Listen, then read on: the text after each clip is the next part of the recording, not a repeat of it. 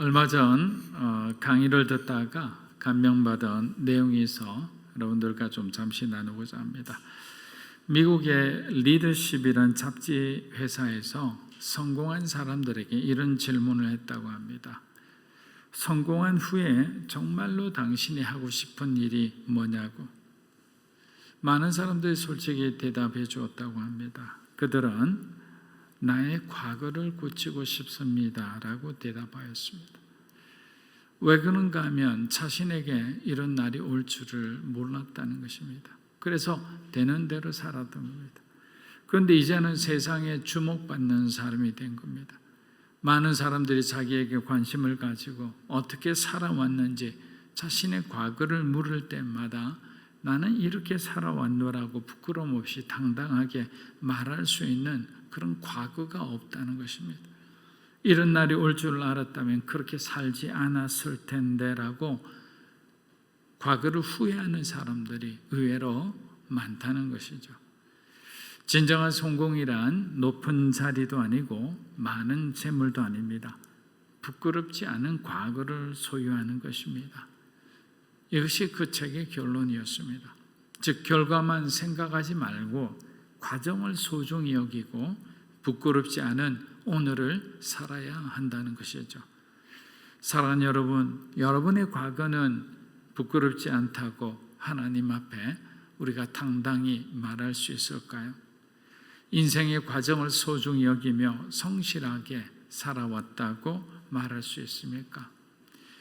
리더십지의 설문에 응한 소위 성공한 사람들처럼 자신의 과거를 지우고 싶은 마음이 든다면 우리 인생은 성공한 인생이다라고 말할 수 없는 것입니다.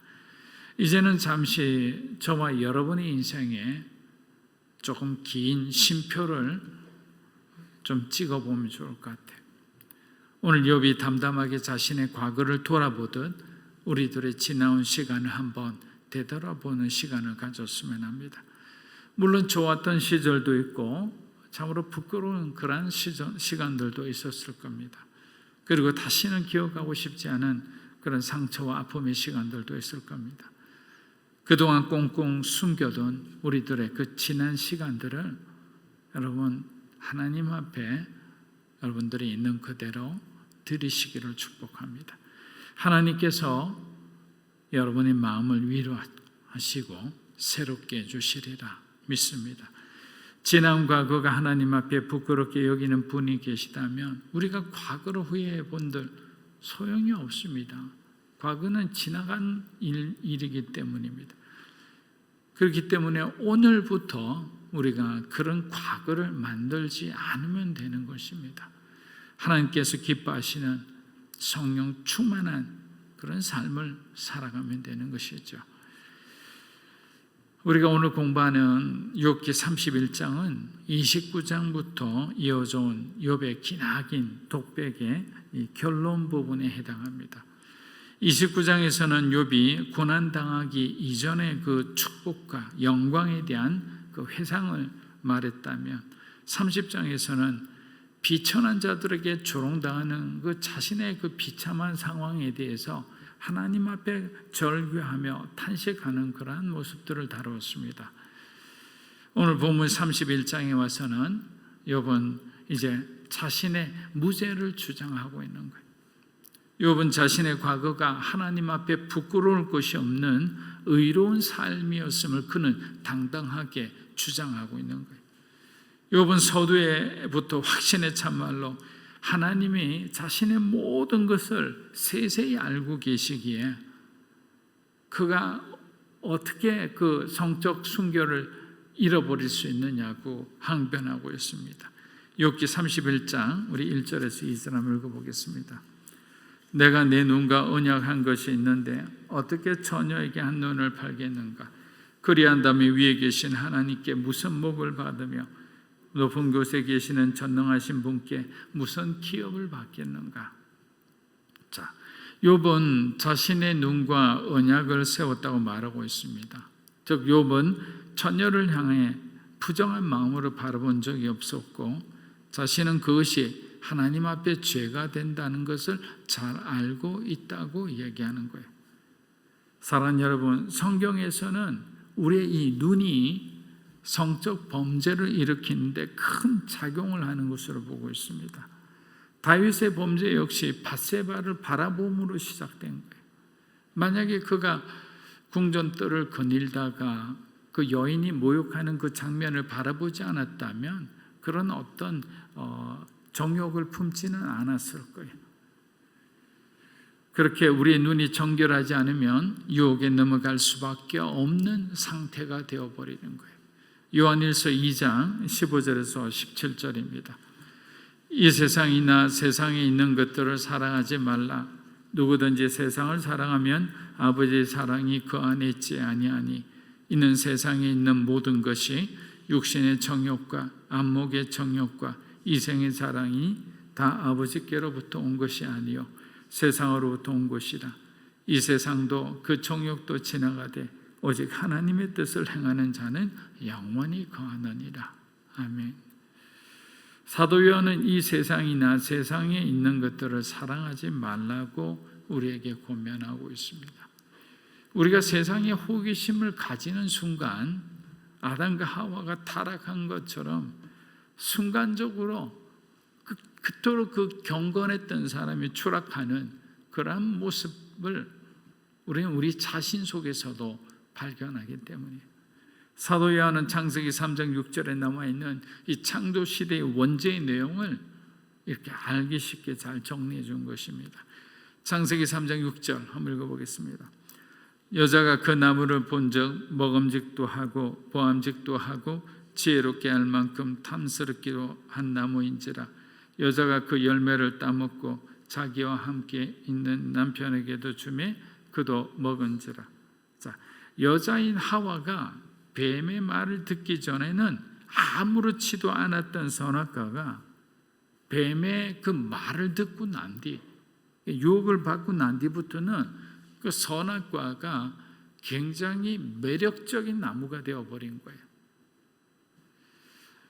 여기서 보암직이란 말은 무엇을 의미합니까? 안목의 정욕이죠. 먹음직하다는 말은 육신의 정욕을 의미하는 거예요. 지혜롭게 하다라는 말은 지금 사도 요한이 말하는 이생의 자랑이에요. 그래서 우리가 어디에 약하다라는 것 잘 알고 있는 게 중요한 거예요. 장점만 중요한 것이 아니라 나의 단점은 무엇인지를 잘 알아야 우리가 위기 관리를 할 수 있는 거예요. 여러분, 남자는 시각적 유혹에 약하고 여자는 청각적 유혹에 약하다는 말이 있습니다.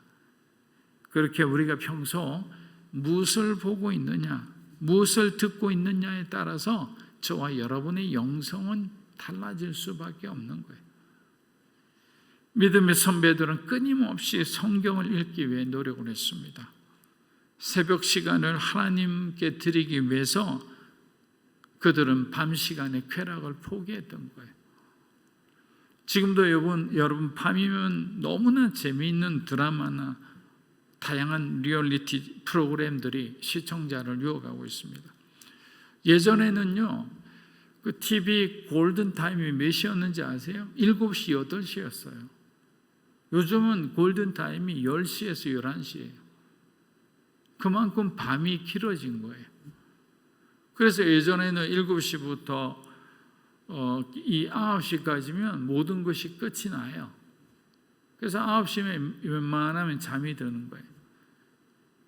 뭐 주말 정도야 되어야 뭐 토요일 날 주말의 명화 뭐 이런 거 보면서 오랜만에 어떤 그런 자기의 흥미를 이렇게 만족하기도 하고 했었죠. 지금은 11시, 12시가 돼도 끝나지가 않습니다. 그래서 밤이면 밤마다 그런 드라마를 보고 자다 보면 새벽 시간이 어려워질 수밖에 없는 거예요. 또 어떤 사람은 밤새도록 넷플릭스나 다른 또 OTT 플랫폼에 접속해서 새벽 내내 보다가 잠이 들 때가 있습니다. 사랑하는 여러분, 이러한 세상의 유혹으로부터 우리가 자신을 구별되게 거룩하게 지키지 못하면 우리의 새벽은, 우리의 내일은 어두워질 수밖에 없어요.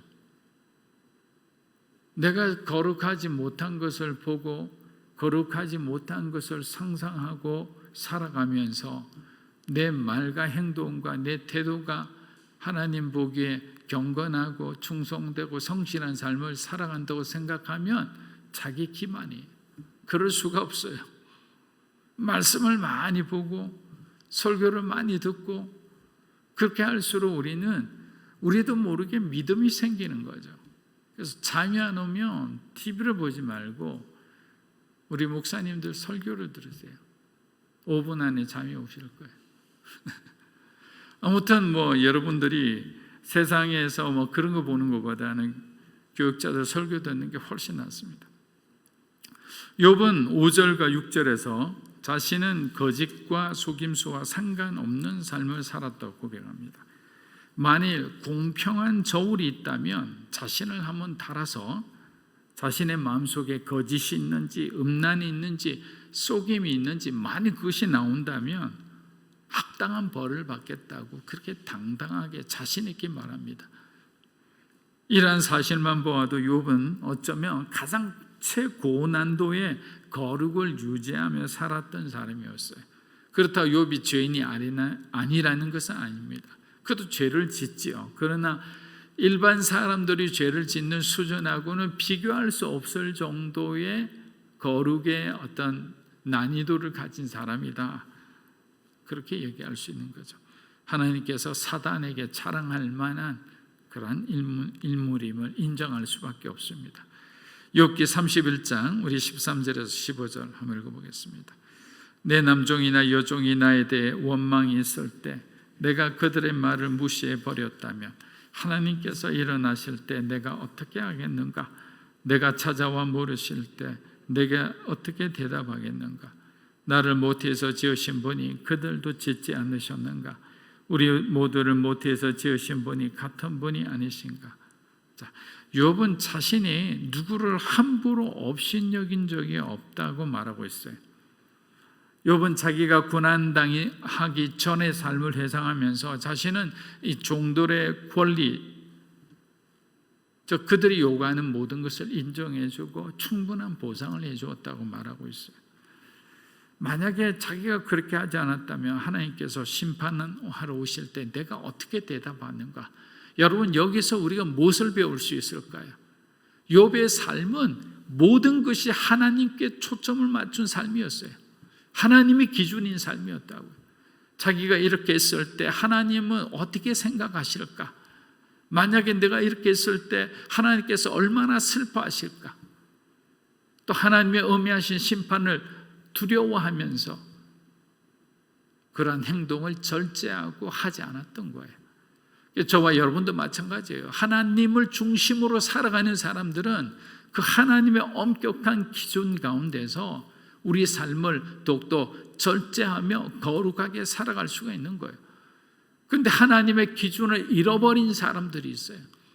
자기 스스로의 경험이 기준이 되고 자기의 지식이 기준이 된 사람들, 하나님 없이도 살아갈 수 있다고 생각하는 사람들의 그들의 최후, 그들의 마지막은 너무나 창피하고 너무나 수치스럽죠. 그리고 너무나 절망적인 거예요. 사랑하는 여러분, 인간은 누구나 동등한 인격을 가진 존재로 존중되어야 합니다. 그런데 가끔씩 미국이나 호주 그리고 유럽에서 아시아인과 또 블랙 피플들이 겪는 그 인종차별을 보면 저 사람들이 이 끔찍한 죄에 대해 하나님의 심판이 없을 것으로 생각하나란 그런 의문이 들 때가 있습니다. 기독교 국가의 가장 대표적인 나라인 이 미국에서조차도 인종차별을 해결할 수 없는 이슈, 영원한 정말 미제와 같은 것이 되어버린 거예요. 이러한 악한 사고와 가치관에 함몰된 사람들 중에 크리스찬이 없기를 바랄 뿐이에요.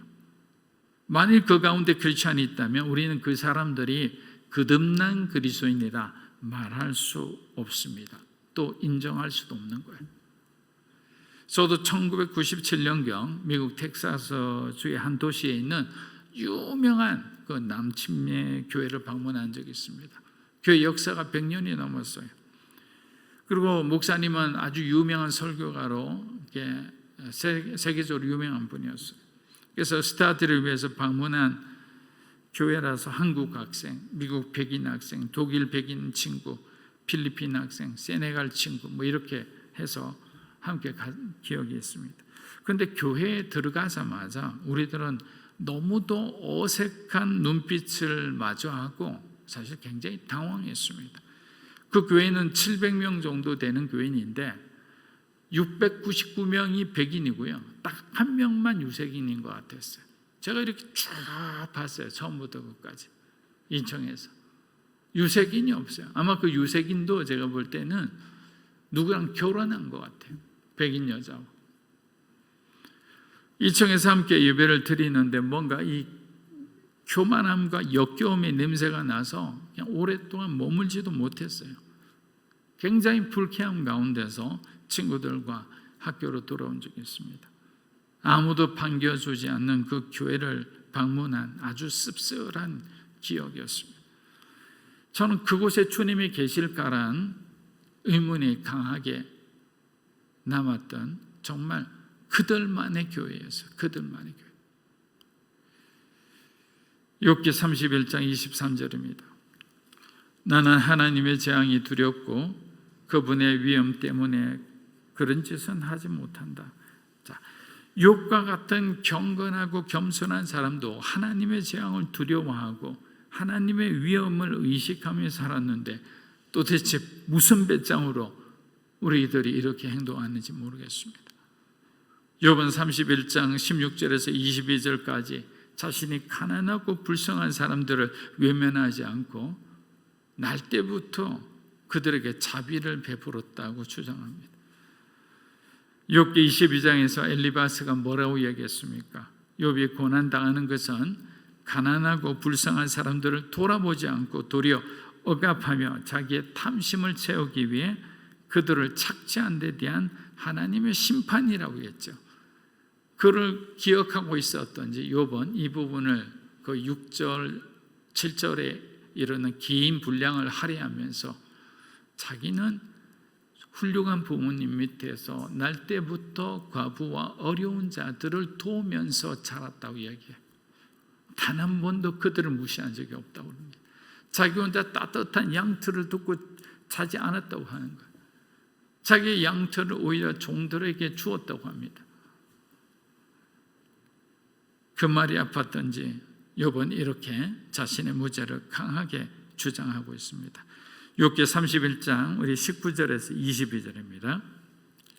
내가 옷이 없어 죽어가는 사람이나 덮을 것이 없는 궁핍한 사람을 보고도 내 양털 이불로 그를 따뜻하게 해주어서 그들이 진실로 나를 축복하지 않았던가. 내가 성문에서 나를 도와줄 사람이 있는 것을 보고 내 손을 들어 구하를 쳤다면 내 팔이 어깨에서 떨어져 나가고 내 팔이 관절이 부러져도 좋다. 욥은 고난받기 전부터 가난하고 힘없는 자를 향해 진실하게 대해준 사람이었어요.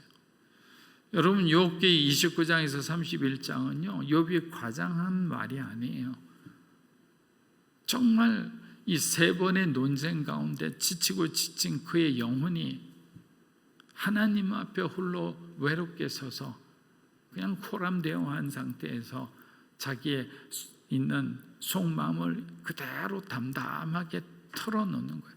때로는 굉장히 확신을 가지고 주장을 하는 거예요. 동방의 의인으로 불리기 위해서는 그가 얼마나 오랫동안 사람들 앞에 정직하고 겸손했겠습니까? 사람들이 칭해준 그 칭호거든요. 자기가 동방의 의인이라고 자칭한 게 아니고 그 칭호는 타칭이에요. 다른 사람들이 그를 그렇게 불러주신 거예요. 여러분, 여러분의 인생 가운데 다른 사람이 여러분들을 평가하는 거잖아요. 우리가 우리 자신을 평가할 수 없는 거죠.